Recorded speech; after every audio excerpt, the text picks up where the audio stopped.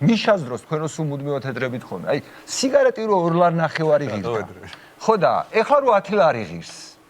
ეს და თან წინსწრებით რო გააკეთეთ, აი 2027 წლამდე რო გქონდათ ვადა და თქვენ რო არ მოიცადეთ და მეორე 10 უფრო ადრე რო გააკეთეთ ეს ამბავი. ეს რა იყო? ეს საფეხზე ყოფნის ის იყო, რა ქვია, აპოთეოზი? მოსახლეობის ჯანმრთელობის დაცვა. სერიოზულად, ანუ აპოთეოზი ეს არის მოსახლეობის ადამიანმა 240 ლარი ზედმეტი გადაიხადა ნაცვლად იმის რომ ვაშლი და ხორცი ეყიდა. ეს ყოფილა ამ ადამიანის ჯანმრთელობაზე ზრუნვა, გესმით? ბატონო, ხო, იქნებ დაანება თავია ამის გამო მხარდამჭერები იმედია მიყურებენ.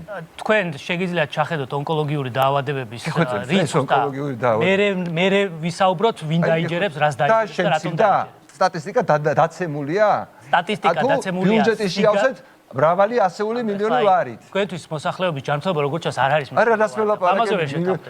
მოსახლეობის ძარცვა არის ჩემთვის მიუღებელი. და ეგ არის იმ ფსევდორელიგიის ნაწილი, ჩვენთვისაც მიუღებელია მართლდება მოსახლეობის ჯანმრთელობა უფრო მნიშვნელოვანია. კერძო საკუთრების ხელყოფა იმით რომ ვითომ ეს ადამიანი კი არ არის თავის თავზე პასუხისმგებელი, არამედ ვიღაცამ უნდა იზრუნოს. თქვენი ლოგიკა აბსოლუტურად გასაგებია. და ეგ არის სოციალიზმი.